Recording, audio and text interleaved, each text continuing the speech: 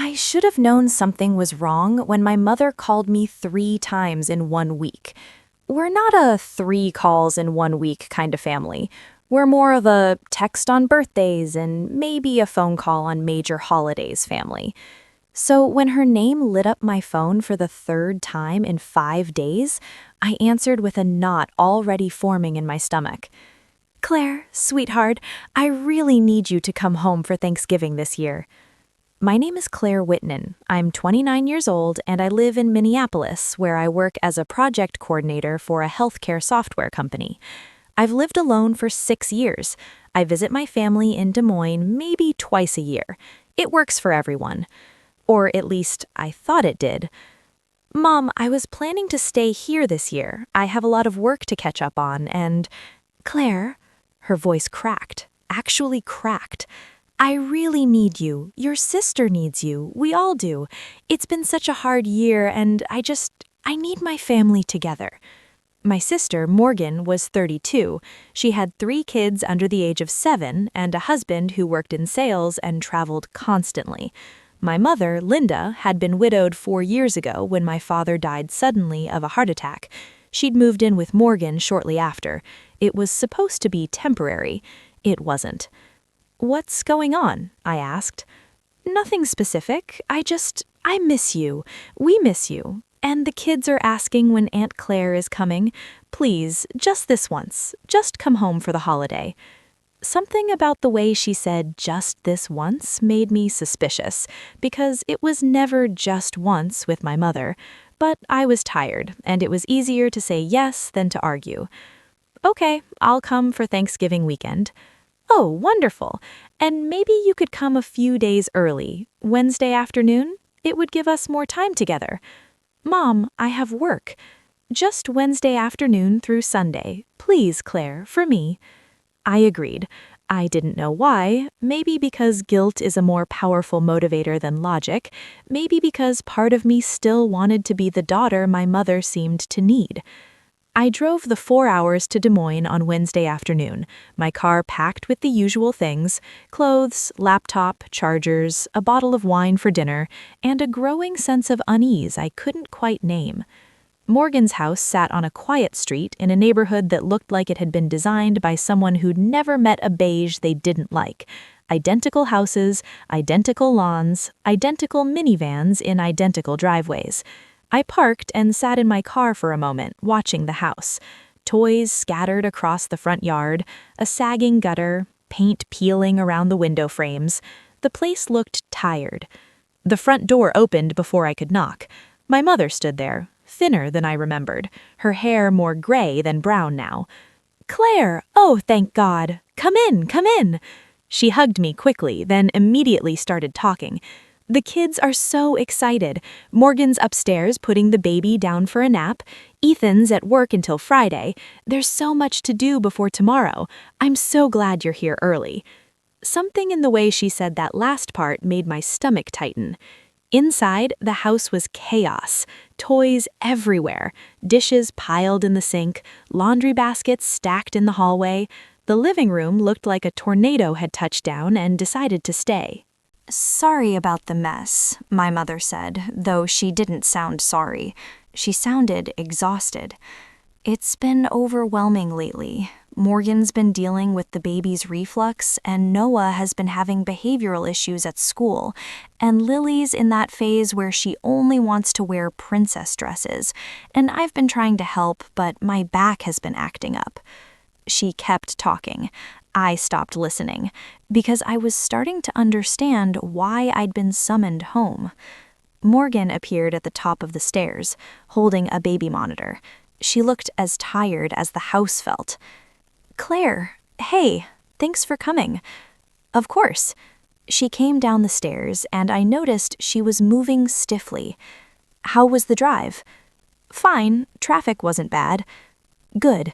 Listen, I hate to ask, but could you maybe watch the kids for a bit this evening? Mom and I need to run to the store for Thanksgiving stuff, and the baby just went down, and it would be so much easier without dragging everyone.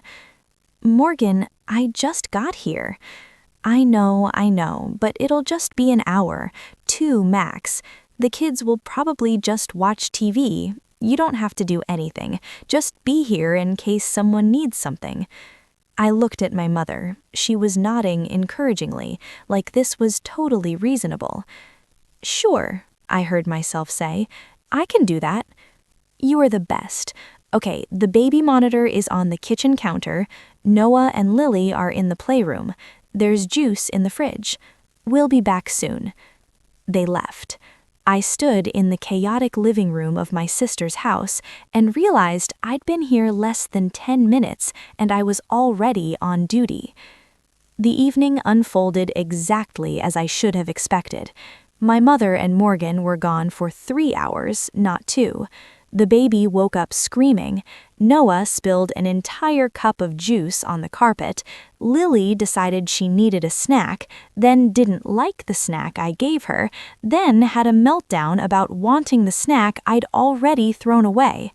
By the time they got back, I was exhausted. "Oh, you're an angel," my mother said, carrying in bags of groceries. "Was everything okay?" "The baby woke up. I got him back down." "You're so good with him. Morgan, doesn't Claire have such a calming presence with the kids?" Morgan smiled weakly. "Yeah, thanks, Claire. Really." I helped put groceries away. Then my mother asked if I could help prep some things for tomorrow. Then Morgan asked if I could help fold the laundry she'd left in the dryer. Then my mother mentioned that maybe I could help get the kids ready for bed since Morgan looked so tired. By 10 p.m., I'd been there for 6 hours, and I'd spent exactly 0 minutes sitting down. I went to bed in the guest room, which was really just Morgan's craft room with an air mattress, and stared at the ceiling, trying to figure out why I felt so unsettled. Thursday morning arrived with small feet running down the hallway and children's voices at volumes that should be illegal before 7 a.m. I got up, got dressed, went downstairs. My mother was in the kitchen, already cooking. "Oh good, you're up. Could you set the table and maybe keep an eye on the kids while I finish this? Morgan's still sleeping. She had a rough night with the baby." I set the table, watched the kids, made them breakfast, cleaned up breakfast, helped my mother with side dishes, watched the kids some more, kept them out of the kitchen, kept them out of Morgan's room, kept them entertained while my mother finished cooking, and Morgan finally emerged around noon looking like she'd been through a war. Ethan, Morgan's husband, arrived home around 2. He said hello, cracked open a beer, and turned on football. We ate Thanksgiving dinner at 4. It was fine. The food was good. Everyone said things they were thankful for. The kids were loud and sticky, but I felt like I was watching it all from behind glass, like I was staff, not family. I'd been there less than 24 hours and I'd worked more than I would have at my actual job. After dinner, my mother asked if I could help with dishes. Morgan asked if I could give the kids a bath. Ethan stayed on the couch watching football. I gave the kids a bath, read them stories, got them into pajamas, came downstairs to find my mother and Morgan sitting at the kitchen table with glasses of wine, finally relaxing. "Thanks, Claire," Morgan said. "You're seriously a lifesaver." I should have said something then, but I didn't. Friday was more of the same, watching kids, doing dishes, making meals. Morgan had errands to run. Mom needed to rest her back. Ethan had to go into the office for a few hours. Could I just watch the kids? Could I just do this load of laundry? Could I just clean up the playroom? By Friday evening, I was exhausted. Not just physically, emotionally, like something inside me was grinding down to dust.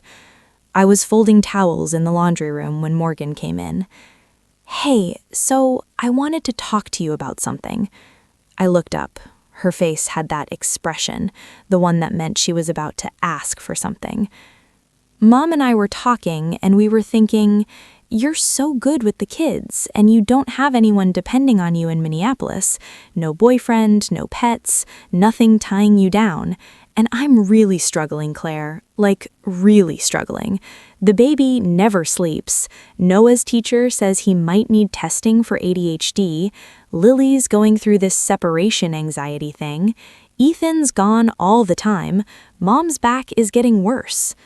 My stomach dropped. What are you asking, Morgan? Maybe you could move back, just for a while, just until we get through this rough patch. You could work remotely, right? Lots of people do that now.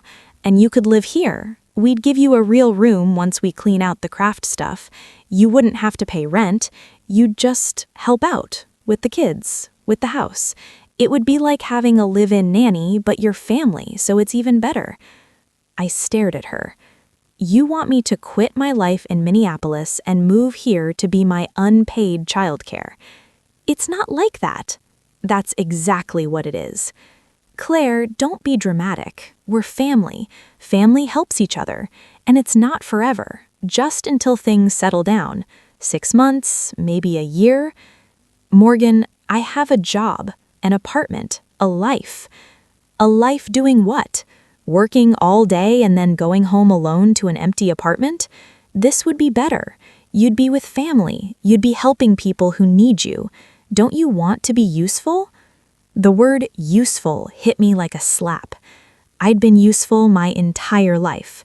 Useful to my parents, useful to my sister, the responsible one, the one who didn't make waves, the one who came home when called and did what was asked without complaint.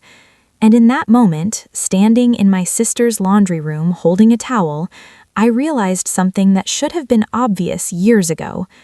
I wasn't loved for who I was loved for what I could do for them.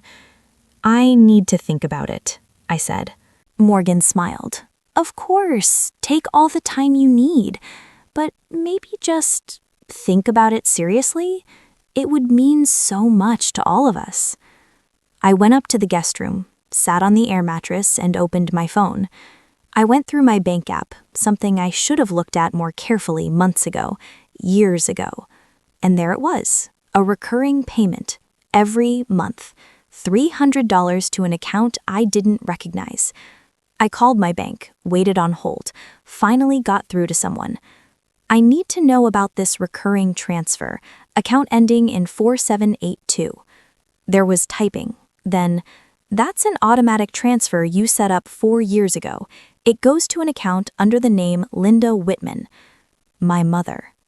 And I set this up? According to our records, yes, August 2019. August 2019, 2 months after my father died, when my mother was getting her finances in order and I'd helped her set up online banking and I'd signed something. She'd said it was just paperwork for the estate, just a formality.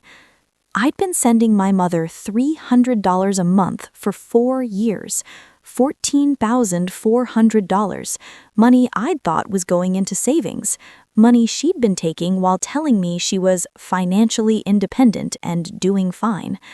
I hung up, sat there, did the math again to make sure I wasn't wrong. I wasn't. Saturday morning, I packed my bag, quietly, efficiently. I came downstairs. My mother was making pancakes, Morgan was feeding the baby, the older kids were watching cartoons. Mom, can I talk to you for a second? She looked up. Something in my voice made her face change. Of course, honey, what's wrong? I need to ask you about the $300 I've been sending you every month for 4 years. The kitchen went very quiet. I was going to tell you about that. Were you? Claire, I needed help. After your father died, the finances were a mess. You said you wanted to help. You volunteered. I volunteered to help you set up online banking, not to give you $4,300 a year for 4 years without knowing about it. Morgan had stopped feeding the baby. She was staring. You've been sending Mom money? How much money? $14,000 over 4 years without knowing. My mother's face was red. I was going to pay you back, I just needed time. And you weren't struggling. You make good money. You live alone. You don't have kids. You don't understand what it costs to what? To support your lifestyle while you lived rent-free with Morgan? I help with the kids. So do I, apparently. Every time I come home, I'm put to work, watching kids, cooking, cleaning, and you know what? I thought that was just family. I thought that's what we did for each other. But it's not, is it? Claire, Morgan started, you asked me to move here, to give up my job, my apartment, my life, to be live-in childcare, unpaid for 6 months, maybe a year. Did it occur to you that I might have plans, goals, a life I actually like? We thought you'd want to help. You thought I'd be useful. There's a difference. My mother was crying now. We're your family. We need you. No, you need what I can give you, my time, my money, my energy, but you don't actually need me, because if you did, you'd know that I've been struggling too. You'd know that I've been working 60-hour weeks trying to get promoted. You'd know that I've been dating someone and it's starting to get serious. You'd know that I've been saving up for a down payment on a condo. But you don't know any of that, because you've never asked. The silence was crushing. I'm leaving, I said, and I need you to stop the automatic transfer. Today. Claire, please. I'm not angry. I'm not trying to punish you. I'm just done. I'm done being the person you call when you need something but ignore when you don't. I'm done being useful instead of being loved. I picked up my bag. Morgan was crying now too. You're being selfish, she said. Maybe. Or maybe I'm finally being smart. I walked to the door. My mother followed. Claire, if you leave like this, if you do this, you're going to regret it. I turned, looked at her. Really looked. You know what I regret? I regret not asking questions 4 years ago. I regret not setting boundaries. I regret thinking that being needed was the same thing as being valued. I opened the door. I love you both, but I don't like who I become when I'm here, and I'm choosing myself this time. I got in my car, drove away. My phone started ringing before I hit the highway. I didn't answer. It rang for 3 days straight. My mother, Morgan, finally my uncle, my father's brother, who I hadn't spoken to in 2 years. I answered that one. Claire, your mother called me. She's very upset. I know. She said you walked out on Thanksgiving. I left on Saturday. She said you're being unreasonable. She's been taking money from my account without my knowledge for 4 years, and she invited me home not to spend time with family, but to recruit me as unpaid childcare. I don't think I'm the unreasonable one. There was a long pause. She didn't mention the money part. I didn't think she would. Another pause, then, good for you, kid. Took you long enough. That almost made me cry. I stopped the automatic transfer. I blocked their numbers for a week to give myself space to think. I talked to a therapist about boundaries and family dynamics and why I'd spent my entire adult life trying to earn love by being useful. 3 weeks later, Morgan texted. Not called, texted. I'm sorry, I didn't realize how much we were asking or how little we were giving. I hope you're okay. It wasn't much, but it was something. My mother took longer, 2 months. A short email that was mostly defensive but ended with, I miss you. Can we try to do better? I don't know yet. What I do know is this. I didn't go home for Christmas. I stayed in Minneapolis, spent the holiday with my boyfriend and his family. People who asked me questions about my life, who were interested in my work, who didn't ask me to watch anyone's kids or do anyone's dishes. It felt strange at first, being just a guest, not being needed, not being useful. And then it felt like relief. I'm learning that love isn't supposed to feel like labor, that family isn't supposed to be a list of obligations disguised as care, that being alone is better than being used. My mother called last week. We talked for 20 minutes. It was stilted, awkward. She didn't apologize for the money, but she did say she'd been thoughtless. She asked about my job, my boyfriend, my life. It was the first conversation we'd had in years where she didn't ask me for anything. Maybe we'll rebuild something. Maybe we won't. But I'm not going back to being who I was. The daughter who showed up when called, who gave without asking what she was giving, who believed that sacrifice was the same thing as love. I'm 29 years old. I have a good job, a man who loves me, friends who value me, a life I built for myself. And I'm not useful. I'm just me. And for the first time in my life, that feels like enough.